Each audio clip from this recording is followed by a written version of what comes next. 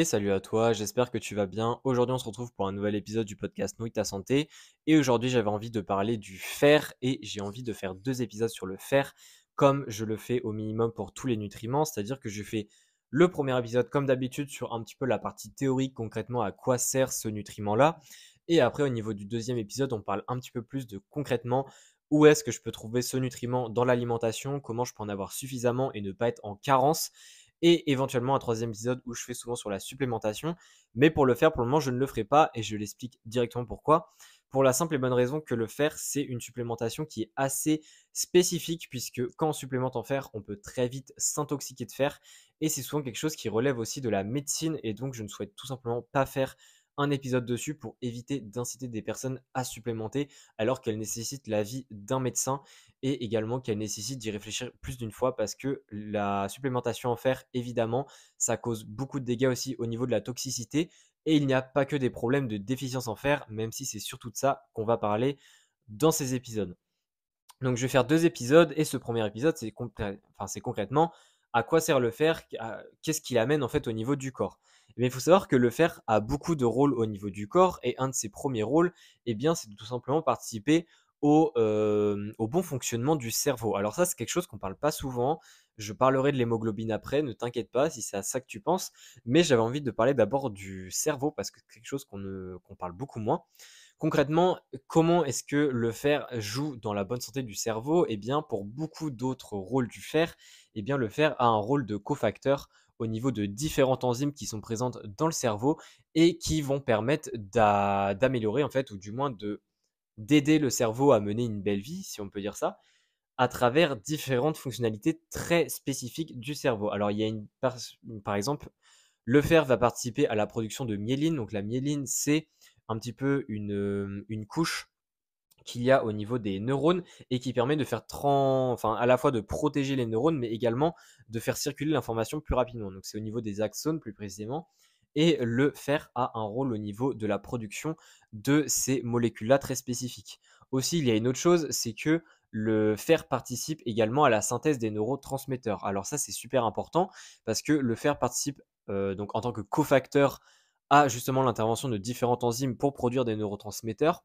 Donc il y a par exemple la thyroxine hydroxylase, il y a le tryptophane hydroxylase et il y a également la monoamide oxydase. Donc ça, c'est différentes enzymes qui vont intervenir dans la production de deux neurotransmetteurs principalement. Il y a à la fois la dopamine et également la sérotonine. C'est-à-dire que au final, le fer participe à la synthèse de dopamine, mais également à la synthèse de sérotonine au niveau du cerveau. Dernier rôle qu'a le fer en ce qui concerne le cerveau, eh bien, c'est évidemment la production d'ATP au niveau du cerveau.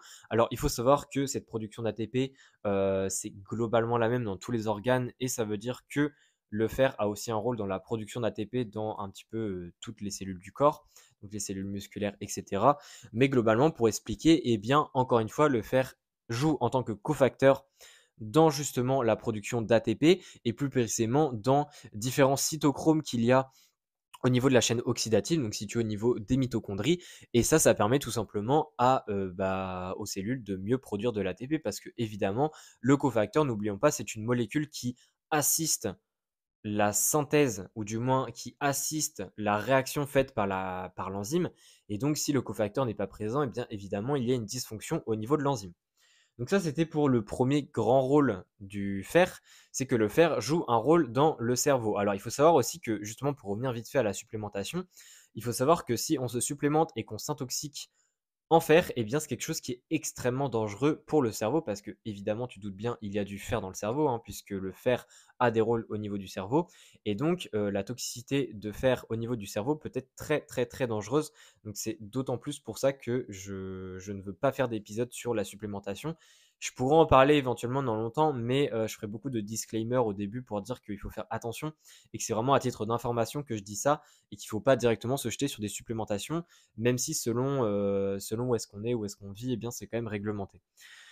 Deuxième rôle, je vais quand même en parler à un moment donné, c'est la production d'hémoglobine. Alors, le fer, on le sait bien, et surtout au niveau des sportifs, que le fer eh bien, participe à la production d'hémoglobine, tout simplement parce que le fer fait partie de l'hémoglobine, et le fer, justement, bien, puisqu'il fait partie de l'hémoglobine, aide l'oxygène à être fixé à cette hémoglobine et donc à transporter l'oxygène dans le corps de manière générale. Et c'est pour ça que c'est super important pour les sportifs et d'autant plus pour les sportifs de longue distance ou d'endurance de manière globale. Donc, il faut savoir que la production d'hémoglobine ne nécessite pas seulement du fer, il y a aussi besoin de vitamine B12, également de vitamine A, de vitamine B9, de vitamine B2 et de cuivre. Mais globalement, le fer est très reconnu pour la production d'hémoglobine et c'est notamment aussi quand quelqu'un est carencé en fer, on dit souvent attention, tu manques d'hémoglobine. C'est vraiment la chose qui ressort le plus, même si, et c'est d'autant plus l'intérêt de cet épisode, le fer n'a pas seulement un rôle ici. Un autre rôle justement qu'a le fer, c'est au niveau des hormones thyroïdiennes. C'est-à-dire que la thyroïde, c'est un organe qui est super important. Donc c'est une glande qui produit différentes hormones, donc les hormones thyroïdiennes. Et justement, cette glande-là est responsable de plein de rôles, c'est-à-dire la régulation de la température au niveau du corps, également en fait plein de réactions métaboliques tout simplement sont en partie dirigées par les hormones thyroïdiennes qu'il y a présentes dans le corps. Donc il y a la T4, il y a la T3 et justement, ces hormones-là, leur production dépend un petit peu du fer, puisque, encore une fois, le fer va agir en tant que cofacteur avec la tyrosine peroxydase, qui est la TPO, souvent on l'appelle la TPO dans le milieu scientifique. Et justement, cette enzyme-là a comme cofacteur le fer, ou du moins, c'est une enzyme qui dépend du fer, en quelque sorte. Et justement, cette TPO-là, elle est nécessaire pour les premières étapes au niveau de la production des hormones thyroïdiennes. Donc au final, si on n'a pas de fer, la production des hormones thyroïdiennes se fera moins bien. Il y a également d'autres choses qui se passent, c'est-à-dire qu'il y a des enzymes pour les peroxydases, enfin les iodides peroxydases, qui sont aussi dépendantes du fer. Et ça, justement, ça participe aussi à la production d'hormones thyroïdiennes. Donc c'est-à-dire que le fer a aussi sa place comme dans la mitochondrie pour l'ATP, pour justement produire les hormones thyroïdiennes. Donc ça, c'est super important de le comprendre. Ensuite, grosse autre partie, c'est que le fer a un rôle au niveau de la production, ou du moins au niveau du métabolisme de plusieurs molécules. C'est-à-dire que déjà, la vitamine A est en partie dépendante du fer. C'est-à-dire qu'il y a tellement d'interactions entre les nutriments que c'est pas forcément étonnant. Mais il faut savoir que le fer, encore une fois, en tant que cofacteur, va justement permettre de convertir la vitamine A en acide rétinoïque. Donc ça, c'est une certaine forme de vitamine A qui est dans le corps, qui a aussi ses intérêts.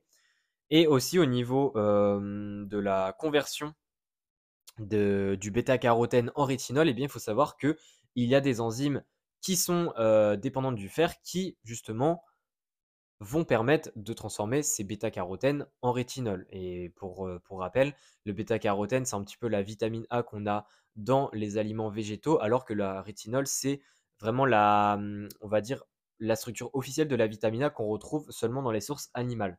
Donc voilà, il faut savoir en fait que le fer a un rôle justement dans la production justement de rétinol au niveau du corps. Donc ça, c'est certaines molécules, mais il faut savoir que le fer a aussi des molécules a aussi des interactions avec d'autres molécules et avec leur métabolisme. C'est-à-dire que le fer a aussi des interactions avec certains acides aminés, comme par exemple la phénylalanine, également la taurine. La taurine, bon, c'est un acide aminé qui est quand même moins reconnu, c'est un dérivé. Et il y a également avec le tryptophane et la niacine, parce que les deux sont corrélés, tryptophane et niacine. Il y a un ratio entre les deux.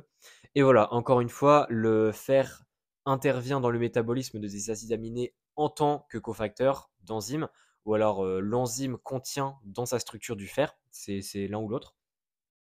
Il intervient également dans le métabolisme du sulfure, également dans le métabolisme de la choline. Donc la choline, j'en ai déjà parlé dans certains épisodes, il me semble, qui est aussi un nutriment qui est très important.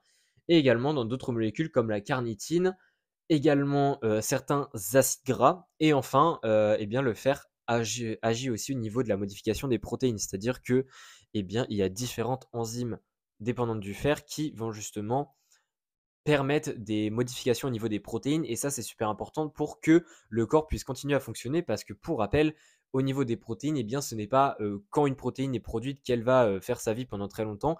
Il y a énormément d'interactions, de production, de cassures on va dire de protéines qui se font en temps réel à chaque fois pour que le corps justement puisse de manière dynamique continuer à fonctionner correctement.